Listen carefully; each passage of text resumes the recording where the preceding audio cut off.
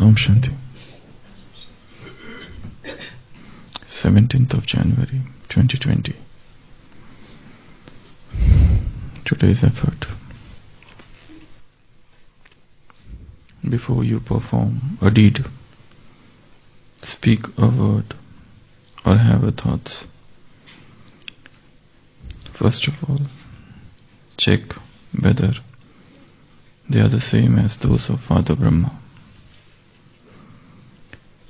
The speciality of Father Brahma was whatever he thought, whatever he said, he did that. Follow the Father in the same way. With the awareness of your self-respect, with the power of Father's companionship, and with the power of faith and determination, stay in your elevated position and finish all oppositions. You will then easily experience the Avyakta stage. So there are three things: thinking, speaking, and doing. Baba said, whatever you think, speak in that manner. Whatever you speak, and then do it. Follow Father Brahma in this speciality. But we find that there is often a misalignment. Thinking is running in one direction. Speaking is happening as per the habit. And doing is absolutely different, as if nothing to do with what we spoke and what we thought. So three things are utterly misaligned, running in three different directions. And that's why the result is, we can say, split personality, where thinking is not in coherence with speaking. Speaking is not in confirmation with doing. The three are acting independently, haphazardly, erratically. So the erratic behavior of our own confused mind, and we become the victim of our own confused thinking. Because whatever we are thinking, that is not what we are speaking. Because we are speaking as per the situations, as per the people. There is definitely no transparency here. There is a lot of hodgepodge between thinking and speaking, and whatever we are speaking, we do not follow that. So doing is entirely different. So today's effort is this, and it's quite a difficult effort, but can become easy if you do something. So before you perform a deed, speak a words, or have a thought, first of all check whether they are same as those of Father Brahma.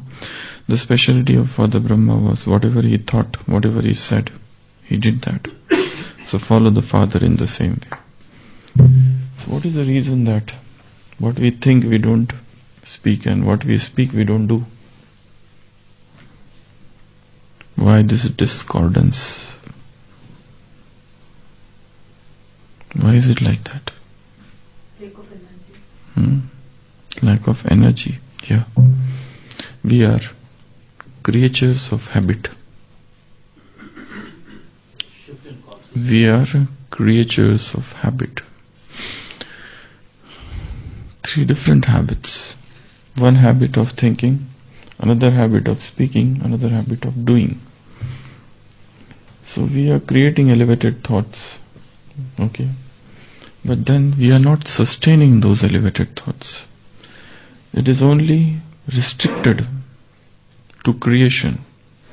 But as regards thoughts, Baba had said, you become Brahma in creating elevated thoughts. You become Vishnu in sustaining those elevated thoughts.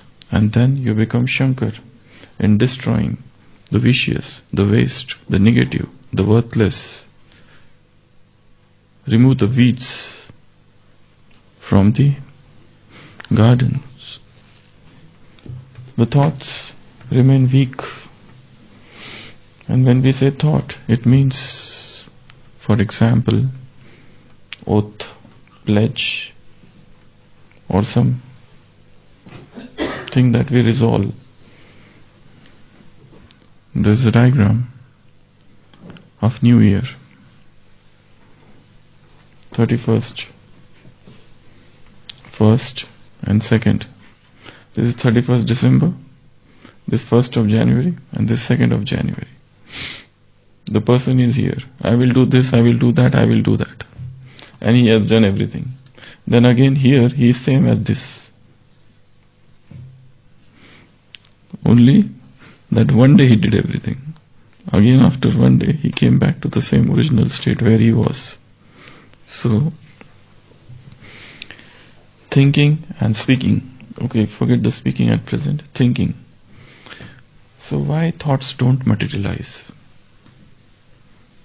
We create elevated thoughts. The morning time, we have very strong thoughts with us. But towards the end of the day, we find that they have fizzled out. They have not materialized. Why? Circumstances, difficult situations, tough people, karmic accounts. But these are still external things. Probably the seed was not powerful. The kernel, the seed, the essence, this was weak. So when thoughts are weak, they are not determined. Naturally, the speech cannot be strong. And when speech is not strong, so also the deeds would be like that. And that's why, even after resolving so many times, we do not materialize. Plannings are so good, but plannings don't translate into practice.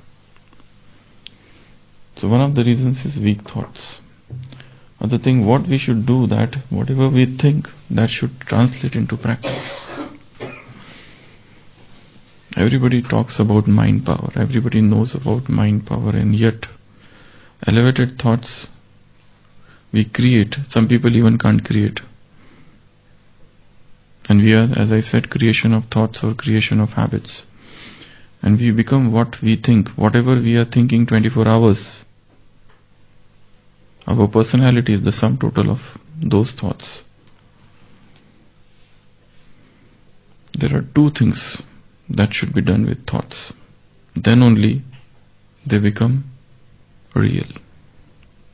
What are those two things? Okay, we are doing it right way, but yet they are not materializing. We are thinking right way, but they are not materializing. We are talking at the level of thoughts. How to make thoughts powerful so that they materialize, so that they translate into practice, so that they become sakar. At present, they are lost somewhere, vanish in the thin air. First is visualization, and second is affirmation. These are the two important things that should be done with thoughts. Whatever you think, whatever you resolve, for example, a smoker who is smoking from last 40 years, every day he takes the decision that I have to give up smoking. But at the end of the day, he finds himself smoking, and again he is filled with remorse, penitence, again that contrition, again that repentance, again that frustration. And then next day again, if he gets some good stimulus, again he resolves. So it's not materializing. Though it's such a good thought, but it is not materializing. Thought is a seed. So whatever you think, whatever we want to be or create, it is not just by thinking and planning things are going to happen. Something more has to be done, and that more is visualization, picturization, colorization, imagination. Whatever I think that I have to become like this, I have to see it in mind's eye. I must see it, that this is what. If I think that I have to become this, I have to see every day that picture in front of my eyes. Not just see, but then color it. Not just color, make it alive. Animate it. Animated visualization. It's known as creative imagery. So unless and until that imagery is created, that visualization, that imagination is the thought, will remain a thought. That's why it's so difficult to give up addictions. People stay in the de-addiction centers for 6 months, yet they come out and fall prey to the original addiction. One English author had said, it's so easy to give up smoking. I have done it multiple times. It's very easy to give up smoking. I have done it many times. That means he has failed. Fiasco. So total utter failure, utter debacle in giving up smoking or addiction or habit.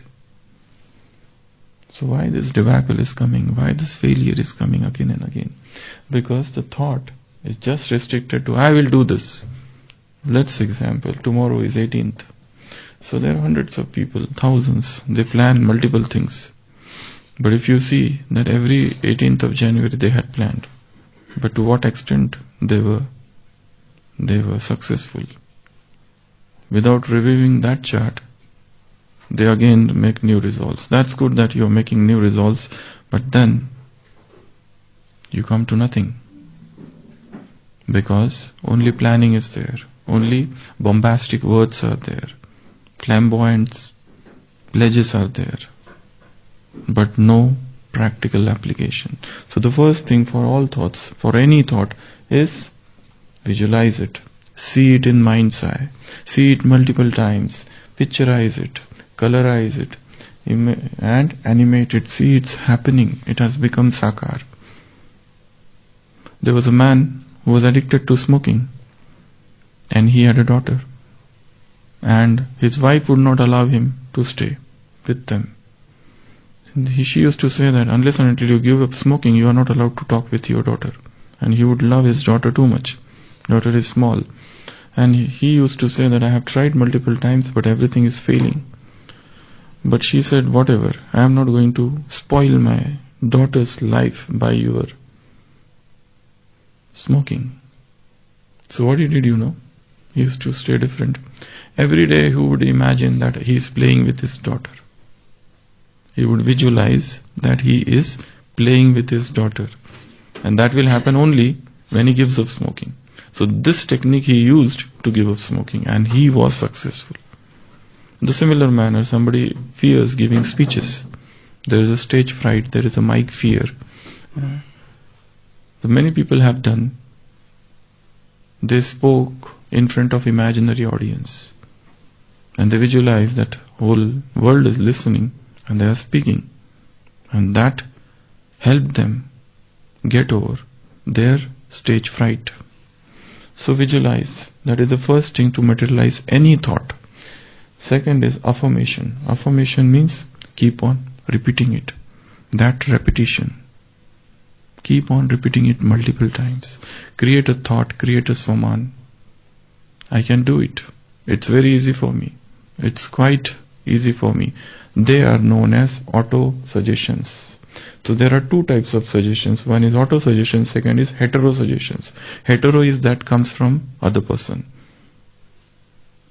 I am standing, there is a ship and one man is standing there. He has a fear that he might vomit once the ship starts. So there is motion sickness.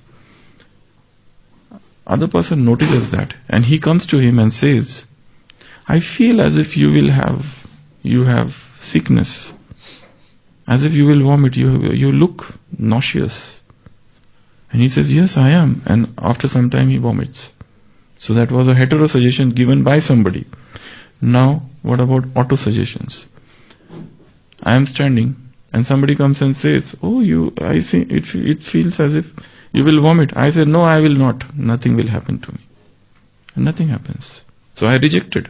So we have the power to reject hetero suggestions. It's not that everybody who comes and tells me anything and I start believing it. I have the power to accept and reject suggestions. And that's why the best thing is to create auto-suggestion, self-hypnosis. Whatever you want to become, obsess yourself with that. Total obsession. Obsession means complete capture of the mind with one idea. That is known as obsession.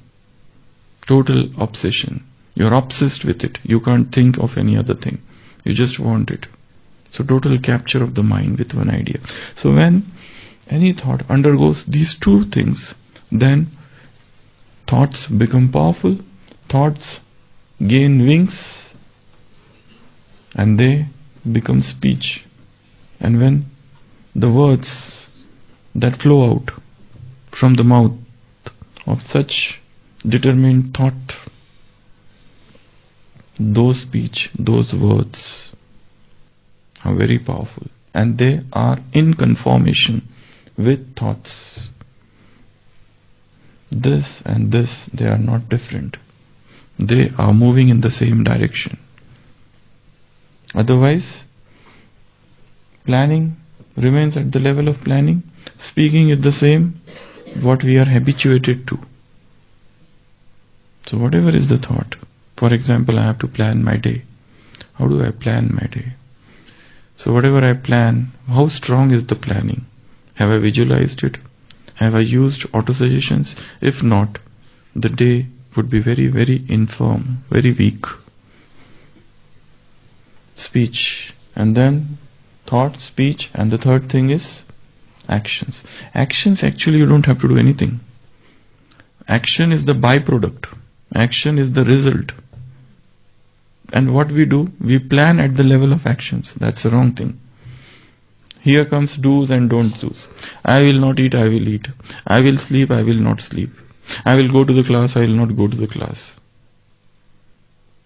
And that's why we fail. Because whatever we say no, the mind is attracted to that. Yes, we have to do that.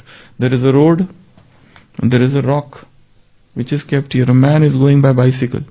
He is here. He can go from this side. He thinks, oh, there is a rock, oh, there is a rock, there is a boulder. I should not stuck to this. I should not strike this boulder. I should not strike. I should not strike. I should not strike. I should not. And he strikes. He hits the boulder. Though he could have gone from this way.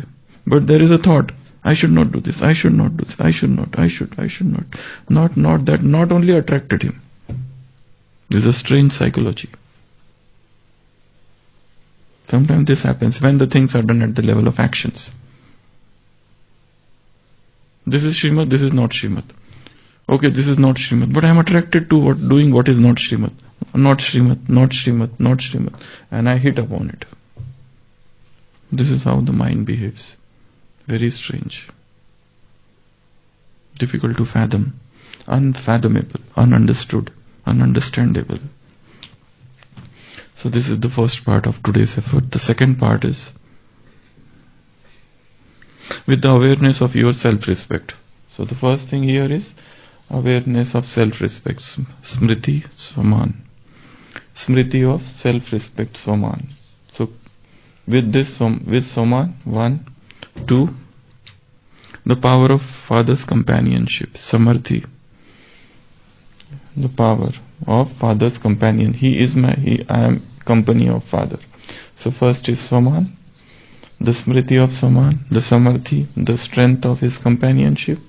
And third, power of faith, Nishchay. Fourth, determination, Dridhata. And fifth, elevated position.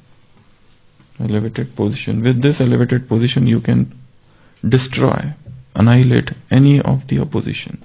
Baba said, you will then easily experience the Avyakt stage with these 5 things. First, Swaman.